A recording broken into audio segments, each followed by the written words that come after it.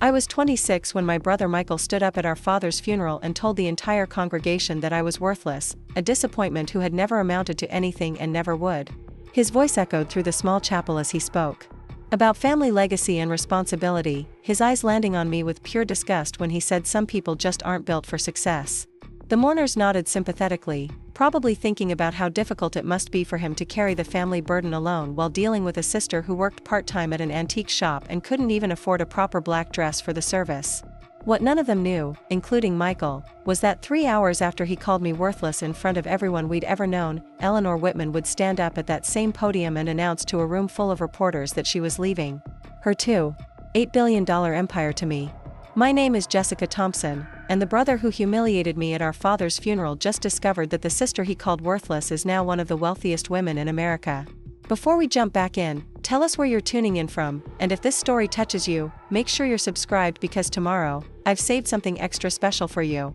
The funeral reception was held at the Foster Road Community Center, the same place where we'd celebrated my high school graduation 8 years earlier. The fluorescent lights buzzed overhead, casting that familiar harsh glow on folding tables covered with grocery store flowers and casseroles from church ladies who remembered when Dad first opened Thompson Auto Repair. I sat in the corner wearing a navy dress I'd bought at Goodwill that morning, watching Michael work the room in his perfectly tailored charcoal suit, accepting condolences like he was running for office. Michael had always been the golden child, 3 years older and everything our parents had dreamed of in a son. He'd graduated summa cum laude from Lewis and Clark Law School, landed a position at one of Portland's most prestigious firms, and bought a house in the Pearl District that cost more than Dad made in 5 years. He drove a BMW, wore expensive watches, and never missed an opportunity to remind everyone that he was the success story of the Thompson family. I was the other one. The quiet daughter who'd studied art history at Portland State, much to my parents' barely concealed disappointment. The one who spent her days working at Vintage and Found, a small antique shop on Hawthorne Boulevard, earning $12 an hour while Michael billed clients at $300. The one who lived in a studio apartment above Chen's Coffee Roastery, where the smell of dark roast seeped through the floorboards and my neighbors were struggling artists and part-time baristas. At least, that's what everyone believed. The truth was infinitely more complicated, but I'd learned early that trying to explain my real work to my family was like speaking a foreign language they had no interest in learning. When I told them I was authenticating Victorian jewelry for private collectors, they heard playing dress-up with old trinkets. When I mentioned consulting for auction houses, they assumed I was sorting through estate sale leftovers. When I tried to share my excitement about discovering a rare Cartier piece that had been misattributed for decades, their eyes glazed over like I was describing a fantasy novel. So I stopped trying. I let them believe what they wanted to believe, which was that their youngest daughter was drifting through life without purpose or ambition, content to earn minimum wage while surrounding herself with dusty antiques that nobody wanted. It was easier than fighting their assumptions, and frankly, I had more important things to focus on than convincing people who had already made up their minds about my worth. The work I actually did was invisible to them because it happened in a world they couldn't see. When I spent weekends traveling to private estates in Lake Oswego or Seattle, they assumed I was visiting friends. When I worked late into the night researching provenance documents and authentication records, they thought I was browsing social media. When I dressed carefully for meetings with museum curators or auction house directors, they figured I was trying too hard to look professional for my little antique shop job. What they never saw were the emails from Sotheby's thanking me for my analysis of an Art Nouveau necklace that sold for $200,000. They never witnessed the moment when I identified a previously unknown Lalique brooch in someone's grandmother's jewelry box, or the phone calls from insurance companies who needed expert authentication for claims involving six-figure pieces. They never observed the respect in collectors' voices when they called to request my services, or the way auction house specialists deferred to my expertise when questions arose about attribution or dating. My specialty was Victorian and Art Nouveau jewelry, particularly pieces by renowned designers like Cartier, Tiffany, and Lalique. I had trained my eye to recognize the subtle differences between authentic pieces and skillful reproductions, to spot the telltale signs of period craftsmanship that modern forgers couldn't quite replicate. I could identify the specific techniques used by different workshops, recognize the signatures of particular artisans, and trace the provenance of pieces through historical records and archives. It was detective work as much as art history, requiring patience, analytical thinking, and an almost obsessive attention to detail. Each piece told a story not just through its design but through its construction, its materials, its condition, and its journey through different hands over the decades. I loved the puzzle of authentication, the way seemingly small details could reveal enormous truths about a piece's origin and value. The work had found me 3 years earlier through what seemed like pure chance. I'd been working my regular shift at Vintage and found when an elegant elderly woman entered the shop, moving slowly but with unmistakable purpose.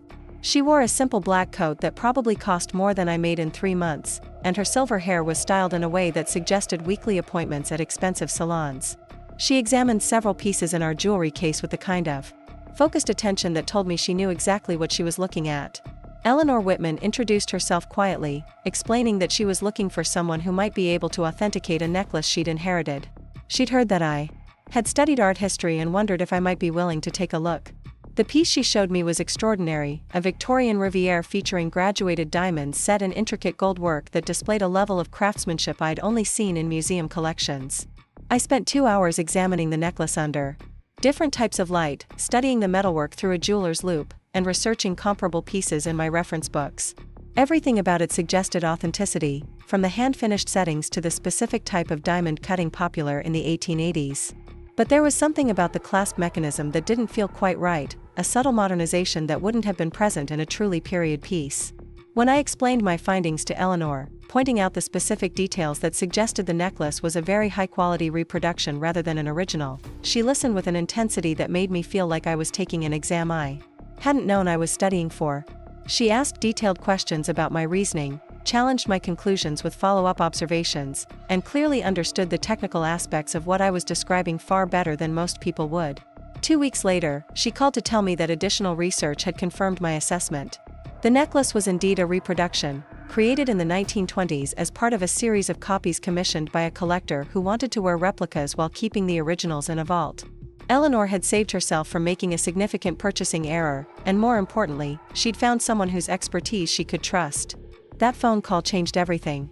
Eleanor began consulting me regularly about pieces she was considering for her collection, flying me to private viewings and auction previews where I could examine jewelry worth more than most people's houses. She introduced me to dealers, collectors, and auction house specialists who worked at the highest levels of the market. She paid me fees that reflected the true value of my expertise rather than the bargain rates I'd been charging at the antique shop. But more than the money or the professional opportunities, Eleanor provided something I'd never experienced before: recognition that my knowledge and skills were genuinely valuable. She treated my opinions with respect, sought my advice on major purchasing decisions, and trusted my judgment about pieces worth hundreds of thousands of dollars. She understood that authentication work required not just academic knowledge but intuitive understanding, pattern recognition, and the kind of deep expertise that could only be developed through years of focused study. Working with Eleanor also meant entering a world that existed parallel to my family's reality but remained completely invisible to them. I attended private gallery openings where champagne cost more per bottle than I used to make in a week. I examined collections in penthouses with views of the city that stretched to the mountains. I consulted with museum directors about acquisitions and participated in discussions about pieces that would eventually be displayed for public viewing. This wasn't just a job, it was an education in how serious collectors approached art and antiques. I learned about market trends, investment strategies, and the complex relationships between dealers, auction houses, and private collectors. I discovered how authentication decisions could affect not just individual sales but entire sectors of the market. I began to understand the difference between academic knowledge and practical expertise, between theoretical understanding and real-world application. Eleanor became more than a client, she became a mentor who guided my development as both a professional and a person. She encouraged me to trust my instincts, to charge fees that reflected my expertise, and to build relationships with other professionals who could expand my knowledge and opportunities. She helped me understand that expertise was valuable whether or not other people recognized it, and that building a reputation in specialized fields required patience and consistent excellence rather than constant self-promotion. Under her guidance, my income grew from the $12 an hour I earned at the antique shop to six-figure annual earnings from authentication and consulting work. I was able to move to a better apartment, travel for research and professional development, and invest in the tools and resources that made my work more efficient and accurate. But I kept all of this hidden from my family because I'd learned that trying to explain it would only lead to more misunderstanding and dismissal. The secrecy wasn't just about avoiding conflict, it was about protecting something precious that I couldn't afford to have diminished by people who didn't understand its value. My family's skepticism about my work had been painful enough when I was earning minimum wage. I couldn't imagine how they might react to learning that their supposedly unsuccessful daughter was actually earning more than Michael's law firm salary through work they considered frivolous. So I maintained the fiction. I continued working part-time shifts at Vintage and Found, partly because I enjoyed the environment and partly because it provided a cover story that my family could understand. I dressed modestly when I visited them, drove my old Honda instead of the newer car I could afford, and never mentioned the high-end clients or significant projects that filled most of my time. The dual life became second nature. During the day, I might be examining a Tiffany tiara in a climate-controlled vault, and by evening I'd be sitting at my parents' kitchen table listening to lectures about getting serious about my future. I'd travel to New York to consult with Christie's specialists about an upcoming auction, then return home to hear about how I needed to consider going back to school for something practical like teaching or nursing. The contradiction was exhausting. Sometimes, but it was also liberating. I had built something meaningful and valuable without requiring their permission or approval. I had developed expertise that was recognized and respected by people who understood its worth. I had created financial security and professional satisfaction on my own terms, regardless of what my family thought about my choices. Eleanor understood this dynamic because she'd navigated similar challenges throughout her own life. As a woman who had built and maintained a business empire through decades when few women held such positions, she knew what it meant to have your capabilities underestimated and your achievements minimized. She'd learned when to fight for recognition and when to simply focus on results, when to educate skeptics and when to ignore them entirely. Our relationship deepened over 3 years of working together, evolving from professional collaboration to genuine friendship. Eleanor shared stories about building Whitman Industries alongside her late husband Henry, about the challenges of being taken seriously in boardrooms full of men who assumed she was decorative rather than functional. She described the satisfaction of proving doubters wrong not through arguments but through consistent success, and the importance of surrounding yourself with people who recognized your potential rather than those who diminished it. I told her about my family's expectations and assumptions, about the constant pressure to abandon my passion for something more conventional, about the exhaustion of defending choices that seemed perfectly logical to me but incomprehensible to them. She listened without judgment, offering perspective from someone who'd walked similar paths and faced comparable challenges. What I never expected was that Eleanor had been planning something that would transform not just my life but my family's understanding of everything they thought they knew about me. She'd been watching how I handled success, how I treated people regardless of their status, how I balanced ambition with integrity. She'd been evaluating not just my professional skills but my character, my values, and my potential to handle responsibilities that extended far beyond jewelry authentication. The funeral had been difficult enough without Michael's public humiliation. Dad's death had been sudden, a heart attack that gave us no time to prepare or say goodbye. The memorial service was packed with customers from the auto shop, neighbors who remembered him as the guy who'd fix your car even when you couldn't pay immediately, and friends from the bowling league where he'd played every Wednesday for 15 years. Michael's eulogy had started appropriately, highlighting Dad's work ethic and dedication to family. But somewhere in the middle, it had become a lecture about legacy and responsibility, about how some people carry on family traditions while others drift aimlessly through life. His eyes had found mine during the most pointed sections, and by the time he finished speaking, everyone in the room understood exactly which category he thought I belonged in. Preparing and narrating this story took us a lot of time, so if you are enjoying it, subscribe to our channel, it means a lot to us. Now back to the story. The reception was more of the same. Relatives and family friends approached me with sympathetic expressions, asking gentle questions about my plans now that Dad was gone and whether I'd ever considered going back to school or finding something more stable than retail work. Their concern was genuine, but underlying it was the assumption that I was a burden Michael would now have to manage alone. I smiled and thanked them for their kindness, deflecting questions about my future with vague reassurances that I was doing fine. There was no point in trying to correct their misconceptions at a funeral reception. Even if I'd had the energy to explain my real work, the setting wasn't appropriate for discussions about auction houses and private collectors. What none of us knew was that Eleanor had been planning to attend the reception. She'd called that morning to express her condolences and mentioned that she might stop by if her schedule permitted. I'd assumed she was being polite, the way wealthy people sometimes were when they wanted to acknowledge difficult situations without getting too involved. But Eleanor Whitman was not the type of person who said things she didn't mean. The Thompson family had always operated according to a strict hierarchy that placed traditional achievement above everything else. Michael understood this instinctively and had spent his entire life climbing that ladder with methodical precision. He'd been student body president in high school, valedictorian of his graduating class, and captain of the debate team. In college, he'd maintained a perfect GPA while working internships at law firms during summers. Everything he did was calculated to build toward the moment when he could announce his acceptance to law school, and later, his position at Brennan and Associates. Our parents had celebrated each of his milestones with the kind of pride that bordered on reverence. When Michael passed the bar exam, Dad closed the auto shop early and Mom cooked his favorite dinner. When he bought his Pearl District condo, they framed the real estate listing and hung it on the refrigerator next to his law school diploma. When he made partner track at the firm, they called every relative to share the news. I learned early that my accomplishments would never generate that kind of enthusiasm. When I won the state high school art history competition, Mom mentioned it briefly to her sister during their weekly phone call. When I graduated magna cum laude from Portland State, they attended the ceremony but seemed more impressed by the parking arrangements than my academic achievement. When I received a fellowship for graduate research, Dad asked if it came with a regular paycheck. The difference wasn't just about the achievements themselves but about how they aligned with my parents' understanding of success. Michael's path was familiar to them, each step building logically toward financial security and social status.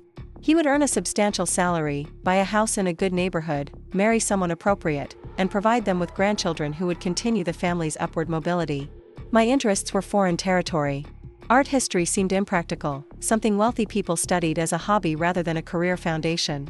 When I tried to explain the job market for museum curators or auction house specialists, their eyes glazed over. They couldn't envision how knowledge about old paintings and jewelry could translate into reliable income.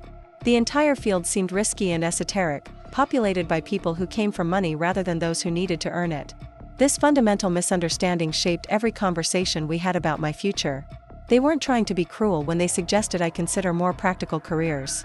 They genuinely believed they were protecting me from disappointment and financial insecurity. In their world, success meant steady employment with benefits, homeownership, and the ability to support a family. Everything else was luxury for people who could afford to take risks. The auto shop represented everything they valued about work. Dad had built the business from nothing, learning engine repair through trial and error and customer relationships through honest dealing. He worked with his hands, solved concrete problems, and provided services that people actually needed. When someone's car broke down, they brought it to Thompson Auto Repair and Dad fixed it. The value he provided was immediate and tangible. Mom's teaching career reflected similar values. She helped children learn fundamental skills, contributed to the community, and earned a steady salary with excellent benefits. Her work had clear social value and provided the kind of job security that allowed for long-term planning. She would retire with a pension and the satisfaction of having made a measurable difference in hundreds of young lives. Against this backdrop, my interest in antique jewelry appeared frivolous and self-indulgent. What practical purpose did it serve to know whether a necklace was made in 1885 or 1920? How could studying the techniques of Victorian craftsmen contribute to society in any meaningful way? Why would anyone pay substantial money for that kind of esoteric knowledge when there were so many genuine problems that needed solving? These questions weren't entirely unfair. The world of high-end art and antiques could seem divorced from everyday concerns, populated by people with more money than practical sense. From the outside, it looked like wealthy individuals competing to own beautiful but ultimately unnecessary objects while regular people struggled with mortgage payments and medical bills. The idea that authentication work required real expertise or provided genuine value was difficult for my parents to grasp. What they couldn't see was the intellectual rigor that authentication demanded or the economic impact of accurate attribution. When I identified a piece as authentic rather than reproduction, I might be determining whether someone's inheritance was worth $50,000 or $500,000. When I caught attribution errors that auction houses had missed, I was protecting collectors from making expensive mistakes while ensuring that artists received proper credit for their work. The field required constant learning and adaptation. Forgers became more sophisticated every year, developing new techniques for aging materials and mimicking period construction methods. New discoveries about historical workshops and trade relationships could change how entire categories of pieces were understood and valued. Authentication wasn't just about applying fixed rules but about staying current with evolving scholarship and technology. I'd tried to explain this to my parents during my college years, but the conversations never went well.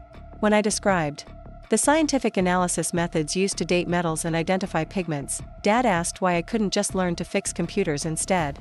When I mentioned the historical research required to trace provenance, Mom suggested that kind of detective work would be more useful in law enforcement. They weren't being dismissive intentionally, but they couldn't connect what I was describing to any career path that made sense within their framework of practical work. The disconnect became more pronounced after graduation when I started working at Vintage and Found. The antique shop was exactly the kind of place they'd feared I would end up, surrounded by dusty objects that most people considered junk. The fact that I seemed happy there only confirmed their suspicions that I lacked proper ambition. When other parents talked about their children's careers in law, medicine, or engineering, they had nothing comparable to share about their daughter who sorted through estate sale jewelry. Michael understood their disappointment and wasn't shy about expressing his own frustration with my choices. He'd worked hard to build a reputation that reflected well on the family name, and he saw my career as undermining those efforts. When colleagues asked about his sister, he had to explain that I worked in retail, which felt like a step backward for a family that was supposed to be rising in social status.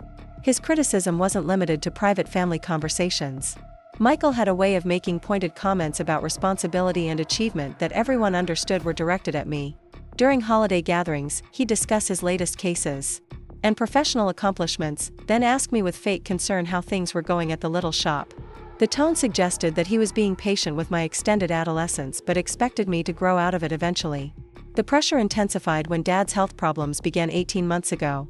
The heart disease diagnosis came with substantial medical expenses that stretched the family's finances beyond their capacity. Dad's insurance covered the major procedures, but the co-pays, medications, and follow-up treatments created a constant drain on their savings. The auto shop's income had been declining for years as customers took their cars to chain operations that could offer lower prices and faster service. Michael stepped up immediately, contributing significant amounts toward Dad's medical expenses and offering to help with the mortgage payments if necessary. His financial support was both generous and strategic, demonstrating exactly the kind of family loyalty that parents valued while highlighting my inability to contribute meaningfully. When he wrote checks for thousands of dollars, I could offer maybe a few hundred from my antique shop earnings.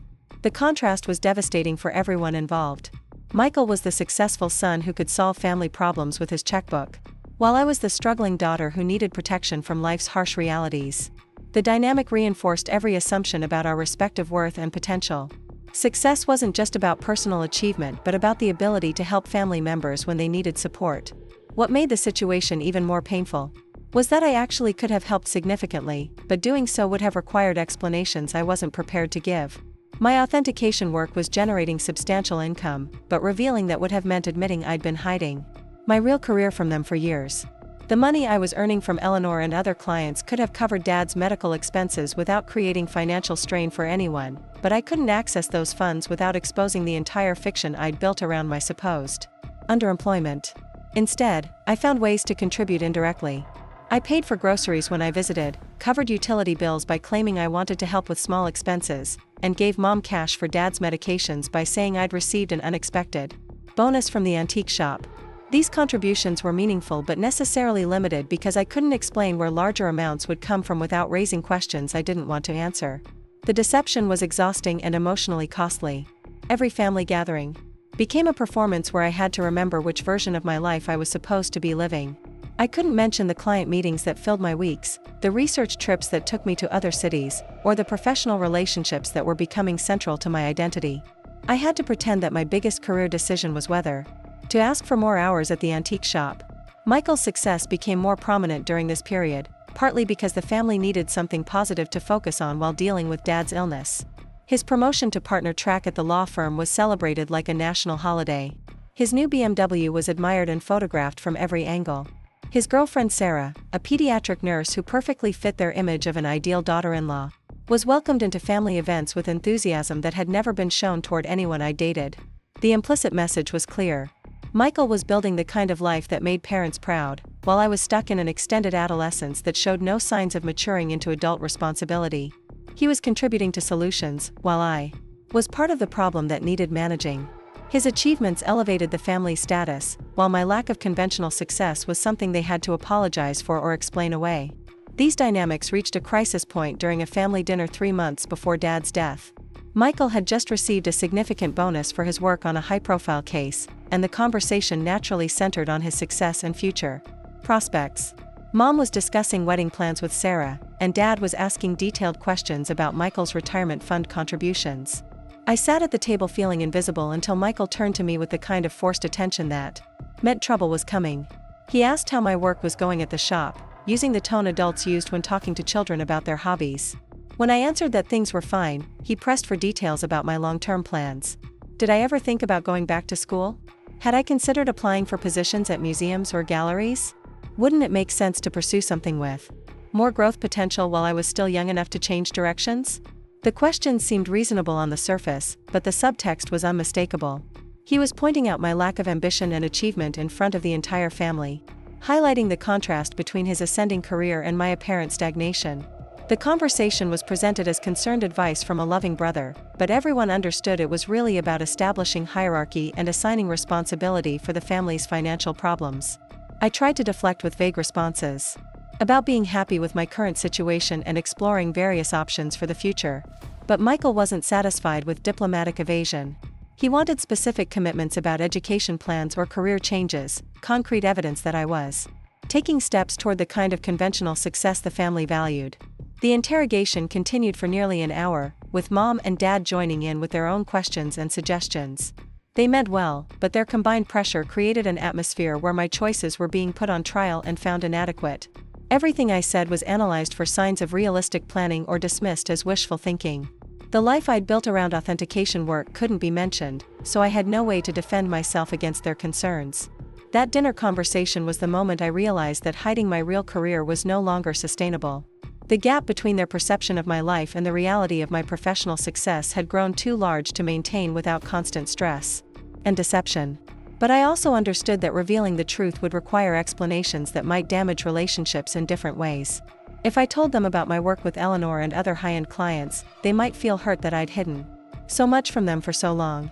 They might question why I'd let them worry about my financial security when I was actually doing well.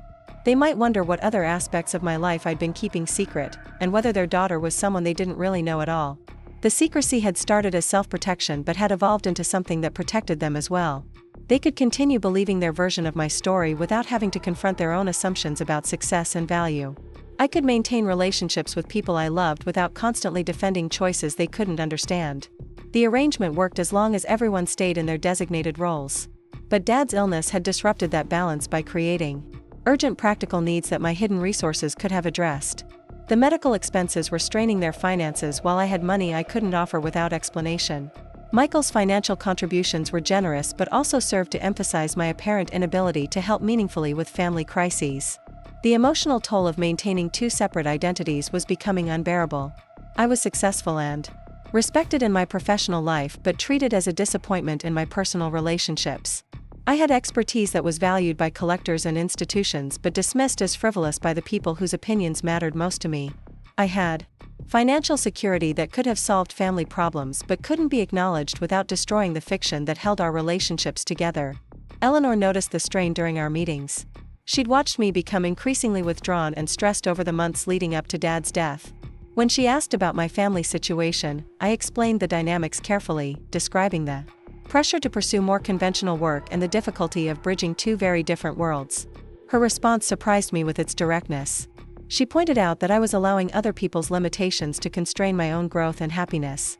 She questioned whether relationships that required constant deception were really serving anyone's best interests.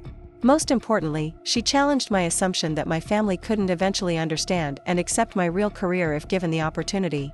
Eleanor had navigated similar challenges throughout her own life, particularly in the early years of building Whitman Industries when many people assumed she was merely decorating her husband's business rather than contributing substantively to its success. She'd learned that some people would never acknowledge women's capabilities regardless of evidence, but others could grow and adapt if presented with information in the right way and at the right time. She suggested that my family's concern about my financial security might actually make them more receptive to learning about my real work than I imagined. Parents wanted their children to be successful and independent, and discovering that I'd achieved both might override their initial surprise about the deception. The key would be choosing the right moment and approach for revelation. What I didn't know was that Eleanor had been thinking about this conversation in much broader terms than I realized. She'd been watching how I handled family pressure, how I balanced competing loyalties, and how I maintained my integrity while protecting relationships that mattered to me.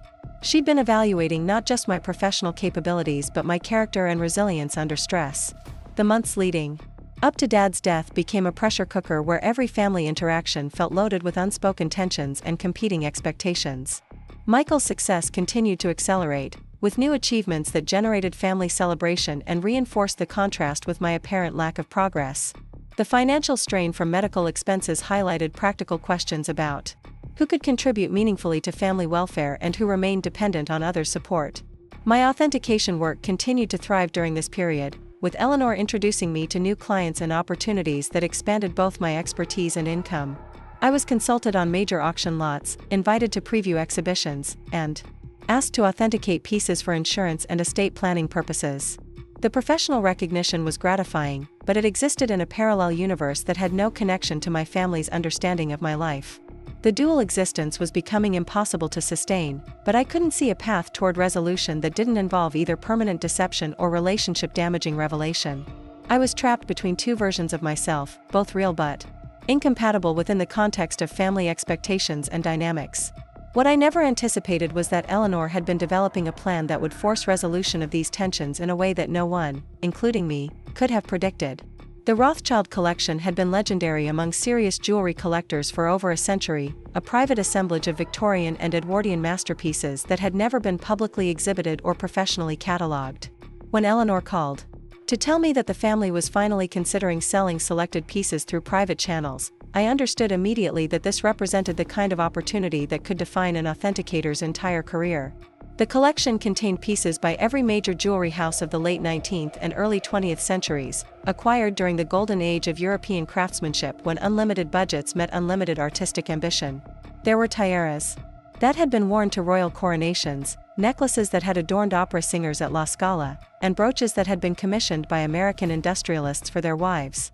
Each piece represented not just exceptional artistry but historical significance that extended far beyond monetary value. Eleanor had been invited to view the collection as a potential buyer, but she wanted my authentication and evaluation expertise before making any commitments. The pieces had been in the family for generations, passed down through inheritance rather than purchased through dealers or auction houses. While their provenance was well documented, none had undergone the kind of rigorous technical analysis that contemporary collectors demanded before making major acquisitions. The viewing was arranged for a Saturday morning at a private vault in downtown Portland, a climate-controlled facility that specialized in storing high-value art and collectibles. I arrived early and spent several minutes reviewing my equipment, ensuring that my digital microscope, spectrometer, and reference materials were organized for maximum efficiency.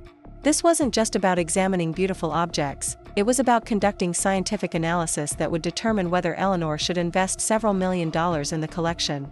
The first piece they brought out was a sapphire and diamond tiara attributed to Cartier, supposedly created in 1895 for the wedding of a French aristocrat. The design was spectacular, featuring graduated sapphires surrounded by old-cut diamonds set in platinum settings that displayed the mathematical precision characteristic of Cartier's work. Under normal lighting, it appeared flawless, exactly what someone would expect from one of the world's premier jewelry houses. But when I examined it under magnification, several details caught my attention.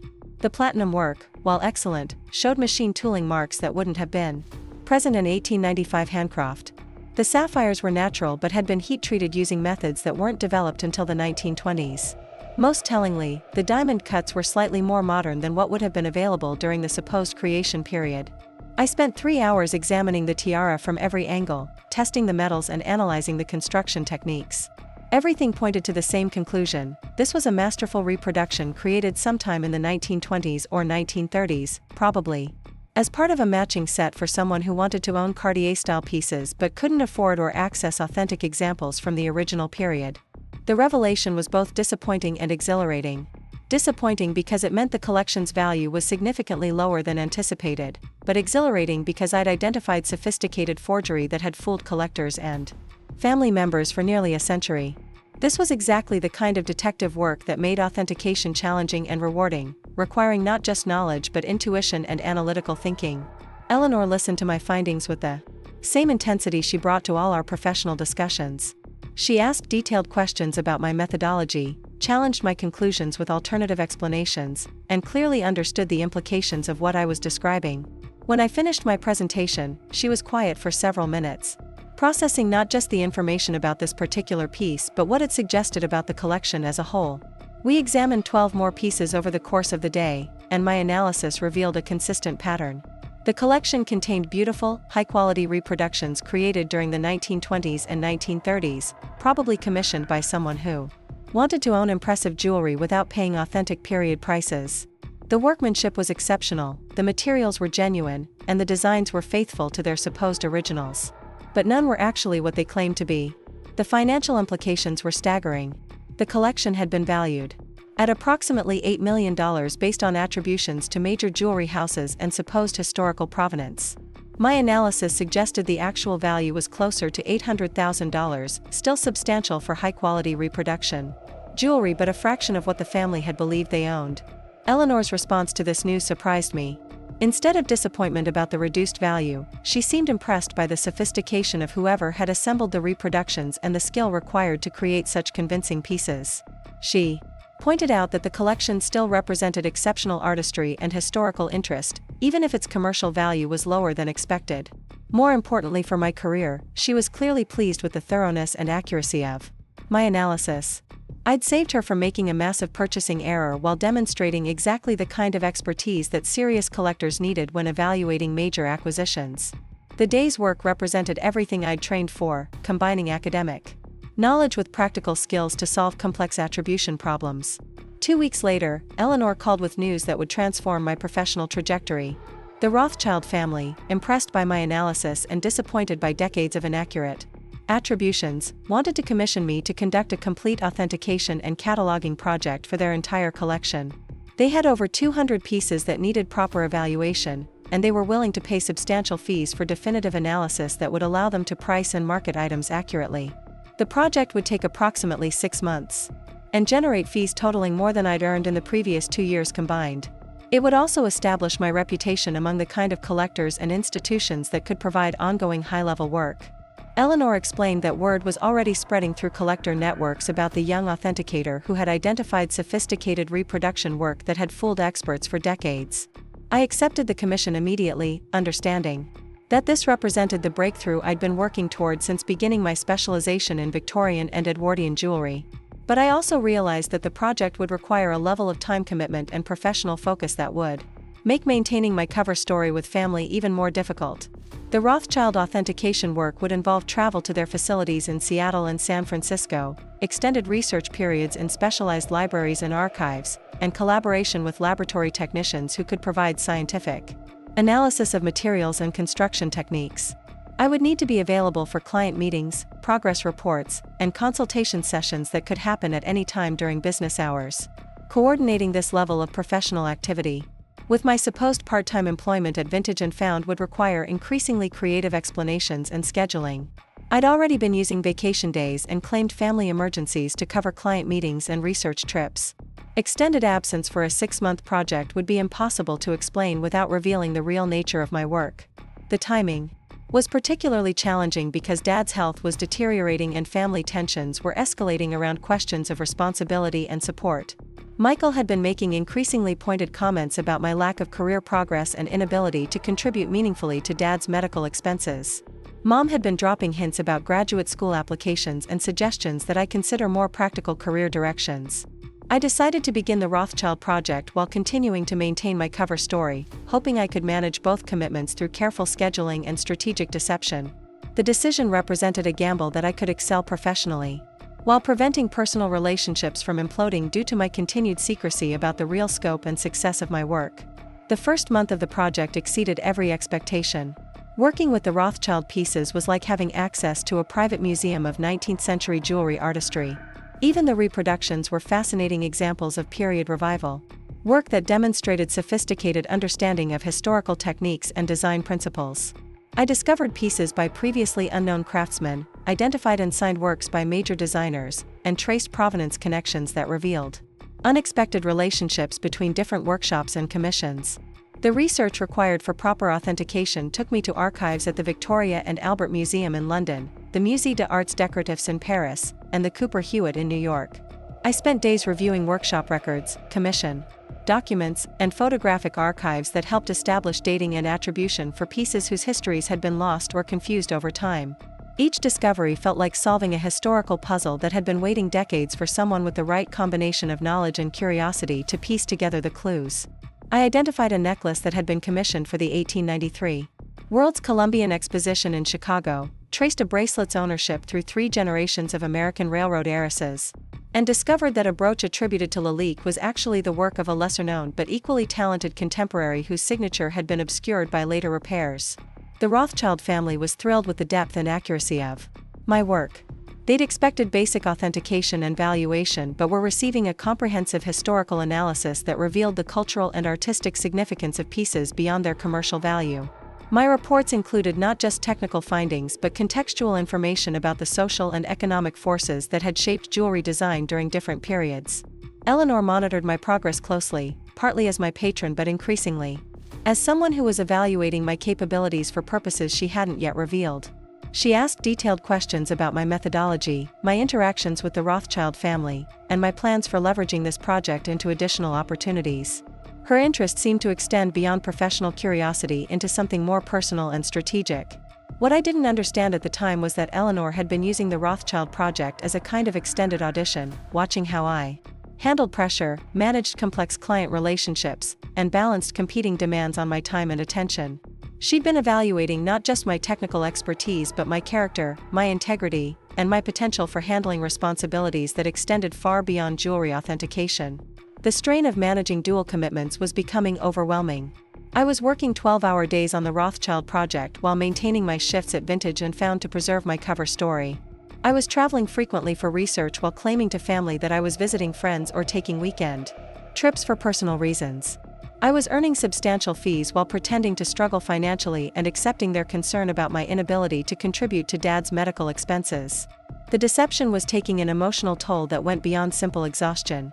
Every family interaction required careful monitoring of what I said and didn't say, remembering which version of my life I was supposed to be living at any given moment.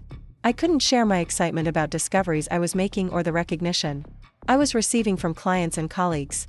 I couldn't explain why I sometimes seemed distracted or unavailable when family needed attention. Most painfully, I was watching my father's health decline while knowing that my hidden income could have covered his medical expenses completely, eliminating the financial stress that was adding to his physical problems. The money I was earning from the Rothschild project alone could have paid for experimental treatments, private specialists, or extended care that might have improved his quality of life during his final months. Michael's financial contributions during this period were both generous and strategically positioned to highlight the contrast between his ability to help and my apparent inability to contribute meaningfully. He paid for medical equipment rental, prescription costs, and transportation to specialist appointments while I offered small amounts that reflected my supposed limited income from part-time retail work. The dynamic reinforced every assumption about our respective value and responsibility within the family structure. Michael was the successful professional who solved problems through financial resources and practical planning. I was the struggling, artistic type who needed protection from harsh realities while contributing little to solutions during crisis periods.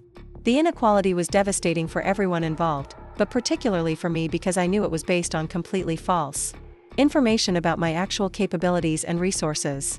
I was watching relationships deteriorate and family stress escalate around problems I could have solved easily if I'd been willing to reveal the truth about my professional success. But revelation would have required explanations that might have damaged relationships in different ways. If I told them about my work with Eleanor and other high-end clients, they would naturally ask why I'd hidden so much from them for so long. They might feel hurt or betrayed by years of deception about something so fundamental to my identity and daily life. They might question what other aspects of my existence I'd been keeping secret and whether they really knew their daughter and sister at all. The situation reached a breaking point during a family meeting 3 weeks before Dad's death. Michael had called everyone together to discuss financial planning for Dad's ongoing care, insurance coverage for experimental treatments, and long-term arrangements if his condition continued to deteriorate. The conversation was practical and necessary, but it highlighted questions about who could contribute what resources toward solutions. Michael presented a detailed analysis of costs and payment options, demonstrating the kind of analytical thinking and financial planning that made parents proud. He offered to cover specific expenses and suggested ways that family members could coordinate support to minimize individual burden while ensuring Dad received optimal care. His presentation was professional, generous, and strategically designed to emphasize his leadership role in managing family crises. When the discussion turned to my potential contributions, the conversation became awkward and painful. Everyone understood that my part-time retail income limited my ability to help significantly with major expenses. The suggestions were gentle, but clearly reflected assumptions about my financial limitations and professional instability. Maybe I could help with grocery shopping or transportation to appointments. Perhaps I could research support services or coordinate with insurance companies. The proposals were well-meaning but highlighted my supposed dependence on others' resources rather than my ability to contribute independently to solutions. I was being assigned tasks appropriate for someone who needed guidance and support rather than someone who could provide leadership and financial resources. The dynamic reinforced every painful assumption about my worth and capabilities within family structures. I sat through the meeting agreeing to suggestions and accepting assignments while knowing that my hidden income could have covered everything they were discussing and more. The Rothschild project fees alone exceeded Michael's annual contribution to family expenses, but I couldn't access those resources without explaining where they came from and why I'd been hiding my real career for so long.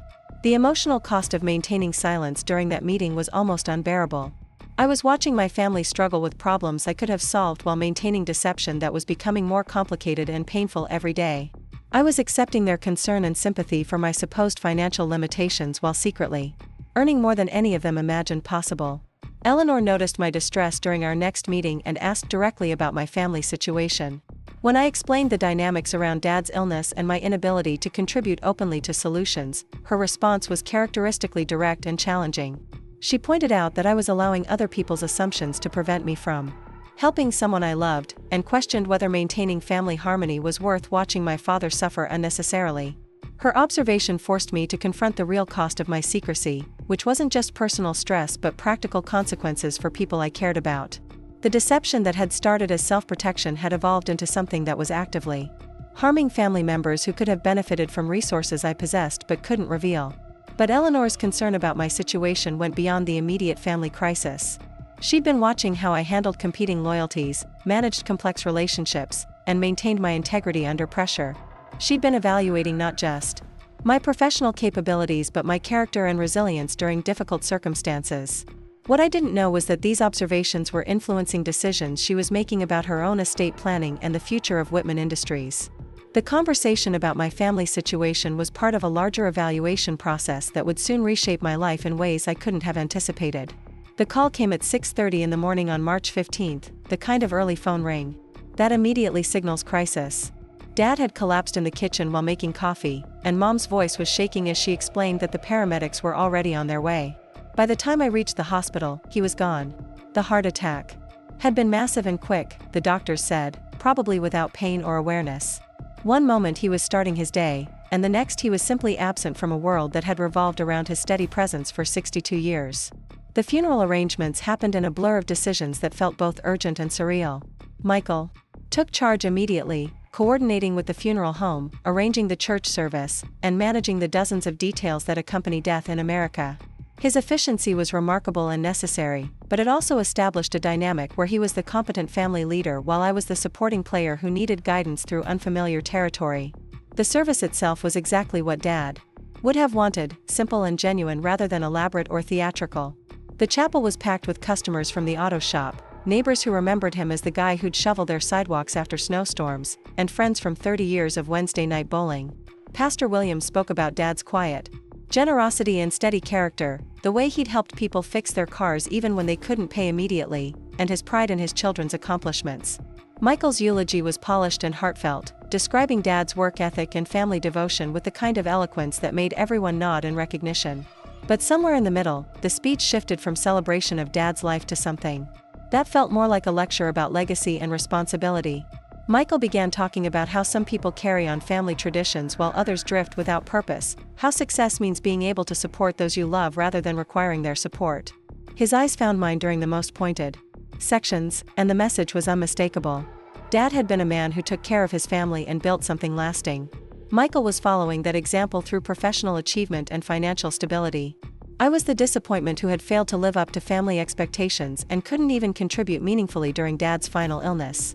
The congregation absorbed this narrative because it aligned with what most of them believed about our respective trajectories.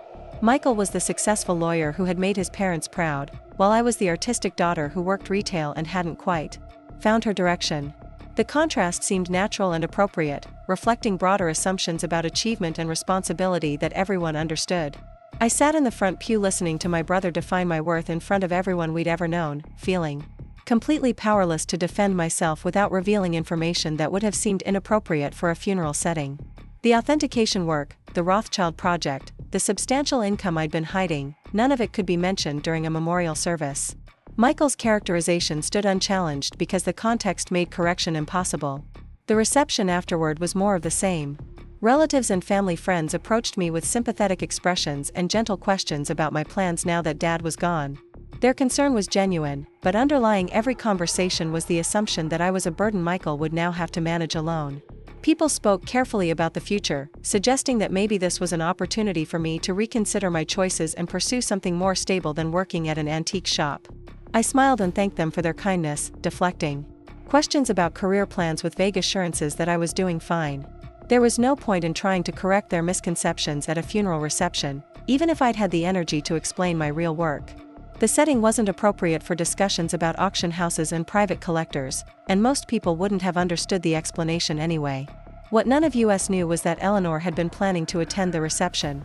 She'd called that morning to express her condolences and mentioned that she might stop by if her schedule permitted. I'd assumed she was being polite, the way wealthy people sometimes were when they wanted to acknowledge difficult situations without getting too involved. But Eleanor Whitman was not someone who made casual commitments. When she said she might attend, she'd already cleared her calendar and arranged transportation. What I didn't understand was that her presence at the reception wasn't just about offering personal support during a difficult time. She had been planning something that would fundamentally alter not just my life but my family's understanding of everything they thought they knew about me. She arrived at the community center around 4 o'clock, when the reception was beginning to wind down but most people were still present. Eleanor's entrance was subtle but unmistakable. She wore a simple black dress that probably cost more than most people's monthly salary, and she moved through the room with the kind of quiet authority that made everyone notice without anyone quite understanding why. I watched her survey the scene, taking in the folding tables with their grocery store flower arrangements, the coffee urns and sheet cake that represented our family's modest resources, and the mixture of working-class people who had constituted Dad's social world. Nothing about the setting would have been familiar to someone who moved in elite social circles, but Eleanor seemed completely comfortable navigating the environment. She found me near the back of the room and offered her condolences with genuine warmth, speaking briefly about Dad's character based on what I'd shared during our conversations over the years. Her presence was comforting, but I was also aware that other people were watching our interaction with curiosity. Eleanor's elegance and obvious wealth made her stand out in ways that would generate questions I wasn't prepared to answer. What happened next was completely unexpected. Eleanor excused herself from our conversation and walked to the front of the room, where Michael was talking with Pastor Williams and several family friends. She approached the group with confident directness, introducing herself in a way that immediately commanded attention. The conversation was quiet at first, but I could see Michael's expression change as Eleanor spoke. His initial polite attention shifted to surprise, then confusion, and finally something that looked like shock. Pastor Williams and the others stepped back slightly, creating space for what was clearly becoming an important discussion rather than casual reception conversation. Eleanor gestured toward the front of the room, and I realized with growing alarm that she was asking to address the gathering. Michael looked around the room until his eyes found mine, his expression demanding explanation for what was happening. I had no answers to offer because I had no idea what Eleanor was planning to say or why she felt the need to speak publicly at Dad's funeral reception. Pastor Williams introduced Eleanor to the room as a friend of the family who had asked to share a few words. The conversations gradually quieted as people turned their attention toward the front, curious about this elegant stranger who had appeared among them. Eleanor waited until she had everyone's focus before beginning to speak in a clear voice that carried easily across the room. She began by expressing sympathy for the loss of Robert Thompson, describing him as a man who had raised children with strong character and values. She spoke about the importance of family during difficult times and the way that grief could bring people together while also creating opportunities to recognize qualities that might not always be visible during ordinary circumstances. Then she shifted direction in a way that made my heart start racing. Eleanor began talking about her own experience as a businesswoman, describing the challenges of building and maintaining a successful enterprise while surrounded by people who didn't always understand or appreciate the work involved. She spoke about the importance of recognizing talent and character regardless of whether they appeared in conventional forms. The room was completely quiet now, everyone sensing that this Was leading somewhere significant but unable to predict what that destination might be. Eleanor's voice remained calm and measured, but there was an underlying intensity that suggested the importance of what she was about to reveal. She talked about her recent decision to update her estate planning, explaining that she'd been searching for someone who could eventually take responsibility for continuing the work she'd built over decades. The criteria hadn't been traditional business credentials or family connections, but rather character, integrity, and the kind of deep expertise that could guide complex decisions about art, culture, and philanthropy. Eleanor paused, letting the implications of what she was saying settle over the room before continuing. She explained that 3 years ago, she'd had the good fortune to meet someone who possessed exactly those qualities, someone whose knowledge and judgment had proven invaluable in matters involving millions of dollars worth of art and antiques. Someone who had demonstrated not just technical expertise but the kind of ethical foundation that serious collectors required when making major decisions. The silence in the room was now complete, everyone understanding that they were witnessing something extraordinary but still unsure what form that extraordinariness would take. Eleanor's next words changed everything for everyone present, but most of all for me and my family. She announced that she had decided to leave the majority of her estate, including controlling interest in Whitman Industries, to Jessica Thompson.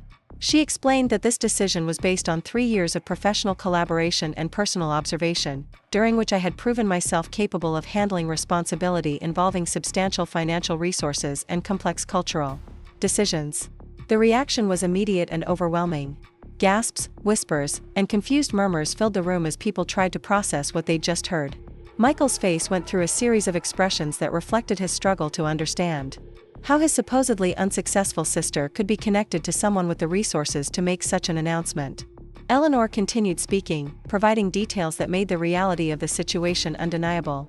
She described my work authenticating jewelry and art for major collectors, my role in preventing costly attribution errors, and my expertise in areas that required years of specialized study and development.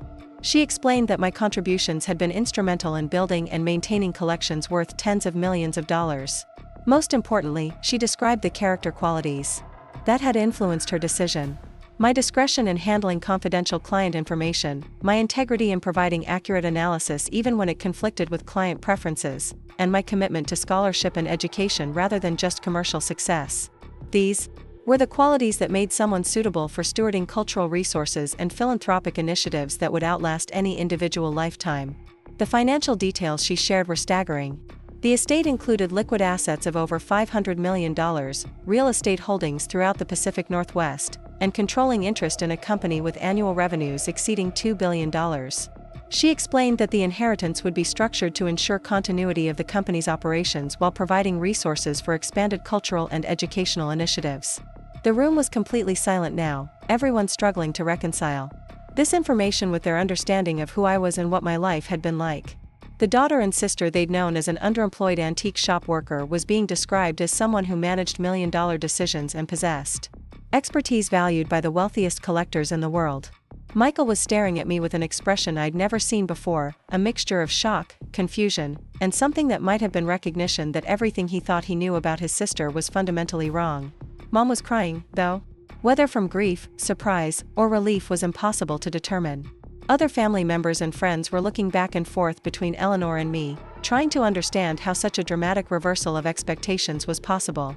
Eleanor concluded her remarks by emphasizing that her decision was final and legally documented, but that she wanted to make the announcement at this gathering because family support would be crucial as I transitioned into new responsibilities.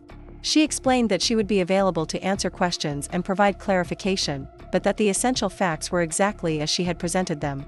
The aftermath of Eleanor's announcement was unlike anything I'd ever experienced. People approached me with a mixture of congratulations, confusion, and barely concealed requests for explanation. How long had I been working with Eleanor? Why hadn't I mentioned any of this to family? What did this mean for my future plans and responsibilities? I answered questions as honestly as possible while trying to process the magnitude of what had just happened. Eleanor's public revelation had solved the problem of my secret career by making it impossible to maintain any longer, but it had also created new challenges around managing relationships with people who felt hurt or confused by years of deception.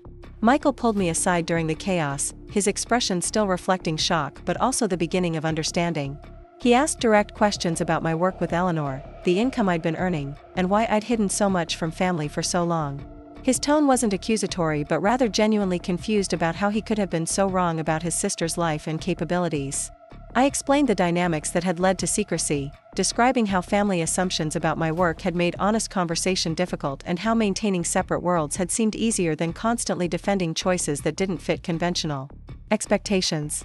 I acknowledged that the deception had been painful for everyone involved, but emphasized that my work and achievements were genuine regardless of whether family had been aware of them.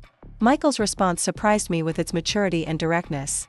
He apologized for the assumptions he'd made and the way he'd characterized my contributions during the eulogy. He admitted that his understanding of success had been limited by his own experience and that he'd failed to recognize value that existed outside traditional career frameworks. Most importantly, he acknowledged that his comments during Dad's illness about my inability to contribute financially had been based on incomplete information, and that he was sorry for the pressure and hurt those assumptions had caused. The conversation was emotional and healing in ways that years of hidden resentment had made seem impossible. Mom's reaction was more complex, involving hurt about the secrecy combined with pride about achievements she was only beginning to understand. She asked detailed questions about my work with Eleanor, the clients I'd been serving, and the expertise I'd developed. Her tone reflected amazement that her daughter had been operating successfully in a world she'd never imagined, combined with regret that misunderstanding had prevented her from supporting and celebrating those achievements. The conversations continued for hours as family members and friends tried to process the information Eleanor had shared. Many people mentioned feeling foolish for their assumptions about my work and future prospects. Others expressed admiration for my ability to build something significant while maintaining humility about my achievements. But perhaps the most meaningful response came from my cousin Sarah, who had always been supportive despite family dynamics that favored conventional success.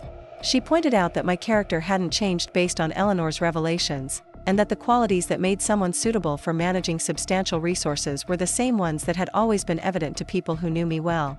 Eleanor remained at the reception for another 2 hours, answering questions and providing details about the inheritance process and timeline. She explained that the transition would be gradual, with extensive training and mentorship to ensure I was prepared for the responsibilities involved. She also emphasized that the inheritance came with obligations to continue the philanthropic and cultural initiatives that had been central to Whitman Industries' mission. Her presence transformed what had been a somber funeral reception into something more like a celebration of unexpected possibilities.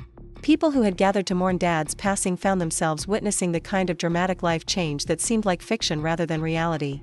The contrast between the day's beginning and ending was so complete that everyone present understood they had witnessed something extraordinary. The weeks following Eleanor's announcement brought changes that extended far beyond my personal circumstances. The media attention was immediate and intense, with local and national publications covering the story of the young woman who had inherited a multi-billion-dollar empire. The coverage was generally positive, focusing on the Cinderella-like transformation and Eleanor's unconventional approach to estate planning. But more meaningful than public attention was the transformation in family relationships and dynamics. Michael and I began having regular conversations about business, investment strategies, and long-term planning that reflected his new understanding of my capabilities and resources. He offered advice about managing wealth responsibly while learning about areas of expertise he'd never previously valued. Mom became one of my strongest supporters, proudly sharing news about my work and inheritance with friends while expressing regret that misunderstanding had prevented her from being more supportive during the years when I was building my expertise. Her pride in my achievements was genuine and healing, representing the kind of family support I'd always wanted but never expected to receive. The inheritance also provided opportunities to address family concerns that had been sources of stress for years. I was able to pay off the remaining medical debt from Dad's illness, ensuring that Mom could focus on grief and recovery rather than financial pressure. I established educational funds for my younger cousins and provided resources for family members who were struggling with their own career transitions. But perhaps most importantly, I was able to honor Dad's memory by ensuring that Thompson Auto Repair could continue operating rather than being sold to cover debts. I worked with local business advisors to modernize the shop's equipment and operations, creating a sustainable model that would serve the community while providing employment for the mechanics who had worked alongside Dad for years. The business transformation became a symbol of how new resources could honor traditional values while adapting to contemporary realities. The auto shop retained its commitment to honest dealing and community service while incorporating technology and business practices that ensured long-term viability. Eleanor's mentorship during the transition period was invaluable, providing guidance about managing wealth responsibly while maintaining perspective about its purpose and limitations. She emphasized that the inheritance was not just about personal financial security but about stewarding resources that could create opportunities for other people and support cultural and educational initiatives that would benefit society broadly. Under her guidance, I established the Thompson Foundation, focusing on providing scholarships and mentorship for young women pursuing careers in art history, museum studies, and cultural preservation. The foundation's mission reflected my own experience of being underestimated and unsupported, creating pathways for others who might face similar challenges while developing expertise in specialized fields. The scholarship program grew rapidly, supporting students at universities across the country while providing internship opportunities at museums, auction houses, and cultural institutions. Many recipients were first-generation college students, whose families, like mine, struggled to understand the value of careers in arts and culture. The foundation also funded research initiatives that expanded knowledge about historical art and craftsmanship, supporting scholars who were documenting traditional techniques and preserving cultural heritage that might otherwise be lost. These projects reflected Eleanor's belief that wealth should serve educational and cultural purposes rather than just personal consumption. 6 months after Dad's funeral, I stood before an audience of 500 people at the Portland Art Museum's annual gala, delivering the keynote address about the importance of supporting young scholars and preserving cultural heritage. The event raised over $2 million for educational initiatives, demonstrating the kind of impact that became possible when resources were directed toward meaningful purposes. The speech concluded with reflections about Dad's influence on my character and values, describing how his example of hard work and integrity had shaped my approach to every opportunity and responsibility. I explained that the foundation's mission was partly about honoring his memory by ensuring that other young people received the kind of support and encouragement that made achievement possible. The audience included family members, professional colleagues, and community leaders who had followed my story from funeral revelation to philanthropic leadership. Their response was enthusiastic and supportive, reflecting recognition that inheritance had been used responsibly to create opportunities for others rather than just personal enrichment. Michael introduced me that evening, speaking about his pride in his sister's achievements and his admiration for the way she had handled unexpected responsibilities. His words represented complete transformation from the funeral eulogy that had characterized me as worthless, reflecting growth in his understanding of success and value that extended far beyond conventional career metrics. But perhaps the most meaningful moment came when Mom approached the podium after my speech, speaking briefly about Dad's pride in both his children and his belief that success meant using your abilities to help other people achieve their potential. She described the foundation's work as exactly the kind of legacy he would have wanted, combining practical assistance with respect for individual dignity and potential. 3 years later, the Thompson Foundation had awarded over $15 million in scholarships and grants, supporting hundreds of young scholars while funding research projects that contributed to cultural understanding and preservation. The recipients included museum curators, art historians, archivists, and cultural preservationists whose work enriched communities across the country. Many scholarship recipients maintained contact with the foundation, sharing updates about their careers and achievements while serving as mentors for newer participants. The network created connections between students, professionals, and institutions that strengthened the entire field of cultural and educational work. Eleanor remained actively involved in foundation activities until her death at age 78, 2 years after the inheritance announcement. Her final years were spent developing programs and initiatives that would ensure the foundation's work continued expanding and evolving. She died peacefully at the Whitman estate, surrounded by family and friends who had been touched by her generosity and vision. Her funeral was attended by hundreds of people whose lives had been influenced by her philanthropy and business leadership. The service celebrated not just her individual achievements but the institutions and initiatives she had created that would continue benefiting others for generations. I delivered the primary eulogy, describing Eleanor's influence on my life and her commitment to using wealth responsibly while supporting education and cultural preservation. I explained that her greatest legacy wasn't the business empire she had built but the people she had mentored and the opportunities she had created for others to develop their potential.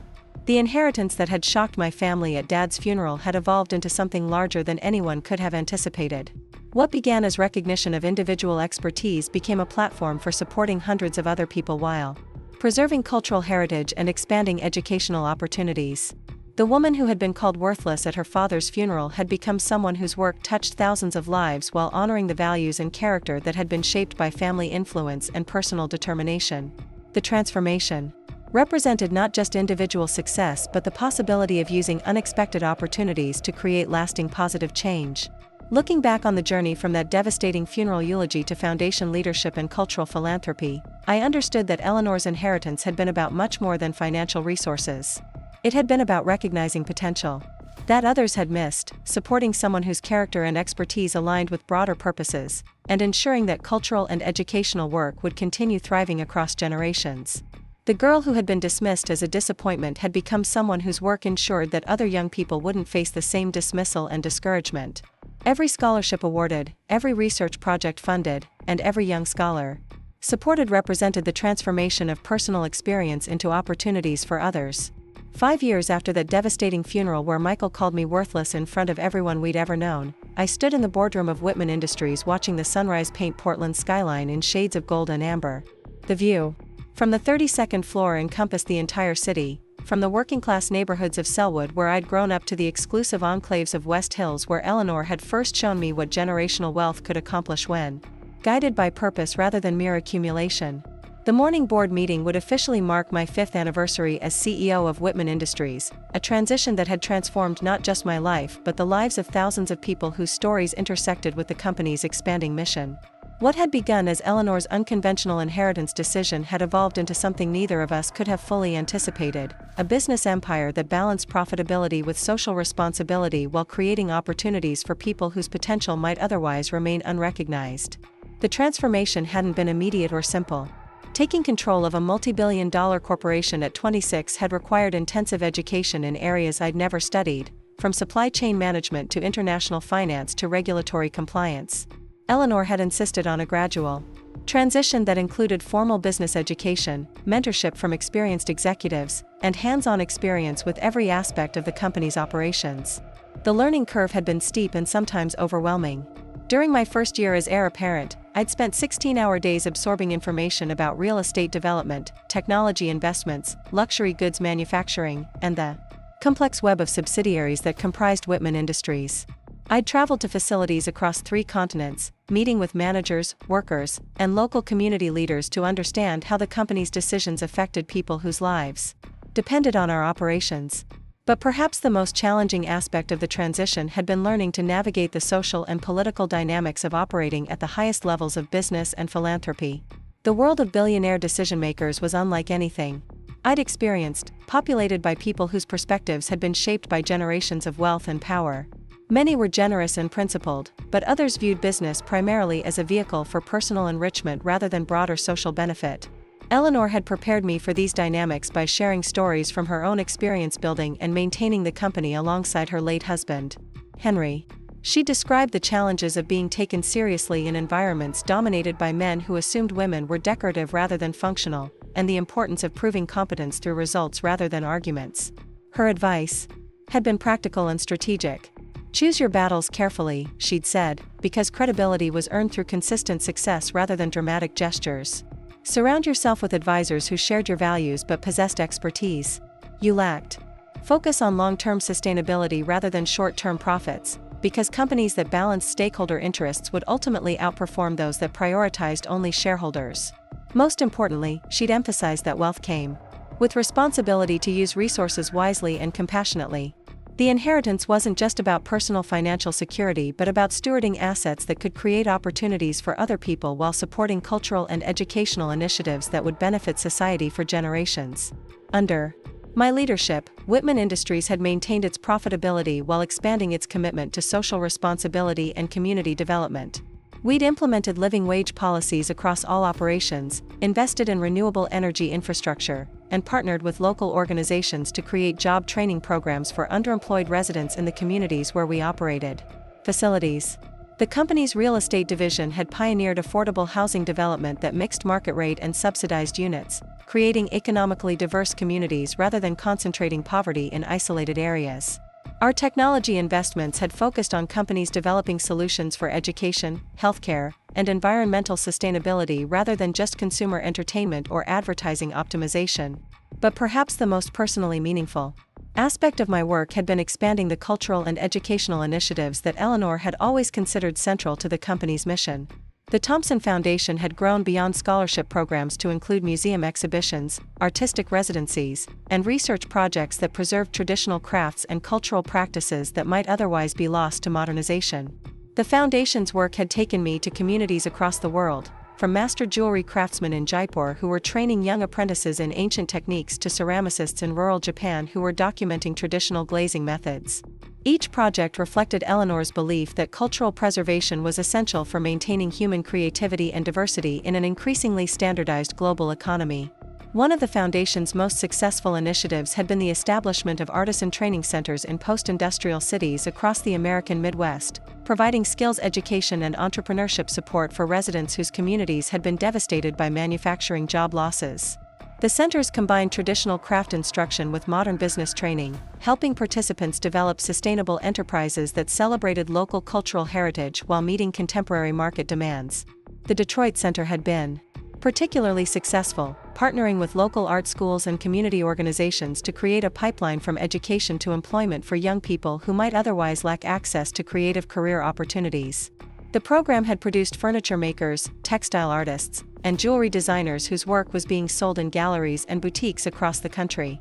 But beyond the economic impact, the artisan centers had created communities where traditional knowledge was being passed from master craftspeople to younger generations who might otherwise never have access to that education. The relationships formed in workshop settings were mentoring connections that extended far beyond technical instruction to include guidance about building sustainable creative careers. Similar initiatives had been launched in Appalachian communities, where traditional music and craft skills were being preserved and revitalized, and in Native American communities where young people were learning traditional beadwork, pottery, and weaving techniques from tribal elders. Each program was designed in partnership with local leaders to ensure that cultural preservation served community priorities rather than external assumptions about what should be maintained or modernized. The Foundation's scholarship programs had also evolved beyond individual student support to include institutional partnerships that created pathways from education to career success in cultural fields. We'd endowed positions at museums and universities, funded research projects that expanded knowledge about historical art and craftsmanship, and supported publication initiatives that made specialized knowledge accessible to broader audiences. Many scholarship recipients had become leaders in their fields, serving as museum directors, university professors, and cultural preservationists whose work influenced how entire societies understood and valued their heritage. The network of Foundation alumni had created connections between institutions and individuals that strengthened the entire ecosystem of cultural and educational work. The ripple effects of these investments were becoming visible in ways that validated Eleanor's vision about using wealth to create lasting positive change. Cities that had received foundation support were experiencing cultural and economic revitalization that attracted additional investment and created employment opportunities for residents. Educational institutions that had received endowments were expanding their programs and serving more students from diverse backgrounds. But perhaps the most gratifying measure of success was the number of young people who were pursuing careers in cultural and artistic fields with family support, rather than family opposition. The Foundation's visibility had helped educate parents and communities about the economic potential of creative work while demonstrating that expertise in specialized fields could lead to financial security and professional recognition. I received letters regularly from scholarship recipients whose families had initially been skeptical about their career choices but had become proud supporters after witnessing their achievements. Many described dynamics similar to what I'd experienced with my own family, where misunderstanding and concern had gradually transformed into recognition and celebration as success became undeniable. These stories reinforced my understanding that Eleanor's inheritance decision had been about much more than recognizing my individual potential. She'd identified someone whose personal experience of being underestimated could translate into empathy and support for others facing similar challenges. The dismissal and discouragement I'd experienced had become the foundation for creating opportunities that helped other people avoid those same obstacles. The business aspects of managing Whitman Industries had also provided opportunities to demonstrate that companies could balance profitability with social responsibility without sacrificing competitive advantage. Our financial performance over 5 years had exceeded industry benchmarks, while our employee satisfaction and community impact metrics had set new standards for corporate citizenship. This success had attracted attention from other business leaders who were interested in replicating our approach to stakeholder capitalism. I'd been invited to speak at conferences and symposiums about sustainable business practices, sharing strategies for balancing shareholder value with employee welfare and community development. The speaking opportunities had connected me with entrepreneurs and executives who were working to transform business culture from within, demonstrating that profit maximization and social benefit weren't mutually exclusive goals. These relationships had led to collaborative projects and investment partnerships that amplified the impact of individual company initiatives. But the most meaningful recognition had come from employees and community members whose lives had been directly affected by the company's policies and programs. The Living Wage Initiative had enabled dozens of workers to purchase homes, pursue additional education, and provide enhanced opportunities for their children. The job training partnerships had helped hundreds of unemployed residents develop skills that led to sustainable employment with advancement potential. The environmental sustainability investments had improved air and water quality in the communities where we operated while creating new industries and employment opportunities in renewable energy and waste reduction. These projects demonstrated that environmental protection and economic development could be mutually reinforcing rather than competing priorities. Michael had become one of my closest advisors during this period, applying his legal expertise to help navigate regulatory challenges while providing strategic counsel about risk management and corporate governance. His initial shock about my hidden career had evolved into genuine admiration for the work I was doing and pride in our family's unexpected prominence in business and philanthropic circles. Our relationship had been transformed by the revelation of my real capabilities and resources, but also by his recognition that success could take forms he'd never previously valued or understood. His own career had continued to thrive, but he'd also become involved in pro bono work that reflected the Foundation's mission of creating opportunities for underserved communities. Mom had become one of the Foundation's most effective ambassadors, speaking at events about the importance of supporting young people's dreams even when their chosen paths seemed unfamiliar or risky. Her presentations drew on her experience as both an educator and a parent who had learned to recognize potential that didn't conform to conventional expectations. Her involvement had created healing around the years of misunderstanding while demonstrating that people could grow and adapt when presented with new information about what success could look like. Her enthusiasm for the Foundation's work was genuine and infectious, helping other parents understand that creative and cultural careers could provide both personal fulfillment and financial security. The annual Foundation Gala had become one of Portland's premier cultural events, raising millions of dollars for scholarships and programs while celebrating achievements in arts, education, and cultural preservation. The event attracted business leaders, political figures, and cultural luminaries from across the country, but it also honored local artists, teachers, and community organizers whose work embodied the Foundation's values. This year's gala would be particularly significant because it marked the establishment of the Eleanor Whitman Institute for Cultural Leadership, a new initiative designed to train the next generation of museum directors, cultural preservationists, and arts administrators.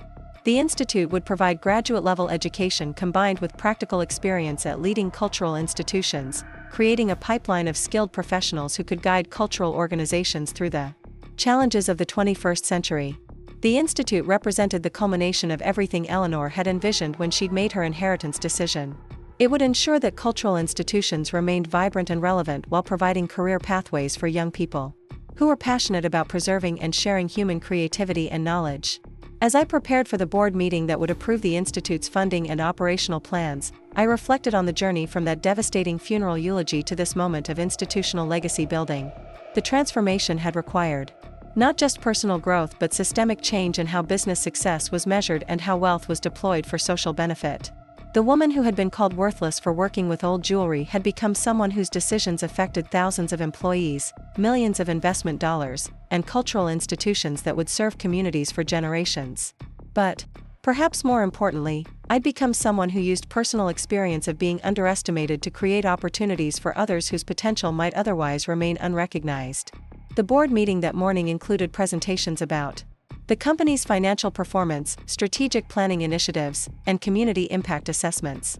The numbers were impressive across every metric, demonstrating that business success and social responsibility weren't competing priorities but complementary strategies that strengthened both profitability and sustainability.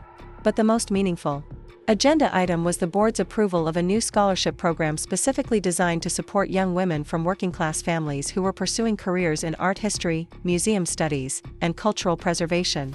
The program would provide not just financial assistance but mentorship, internship opportunities, and career placement support that addressed the systemic barriers that prevented talented students from accessing elite cultural institutions. The Scholarship recipients would include young women whose families, like mine had been, were skeptical about the economic potential of cultural careers. The program would provide education and support for families as well as students, helping parents understand the career pathways and income potential that existed in cultural fields.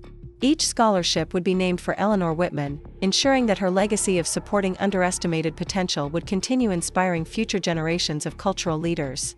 The program would also document the recipients' achievements and career progression, creating evidence that could help other families understand the value of supporting creative and intellectual pursuits. As the board meeting concluded with unanimous approval for all initiatives, I stood again at the windows overlooking Portland's skyline, thinking about the path that had led from family disappointment to institutional leadership. The view encompassed not just physical geography but the entire ecosystem of relationships, opportunities, and responsibilities that had grown around Eleanor's decision to trust someone whose worth hadn't been recognized by the people who should have known her best. The afternoon would bring meetings with foundation staff about upcoming projects, calls with university partners about research collaborations, and strategic sessions about expanding our work into new communities and cultural areas.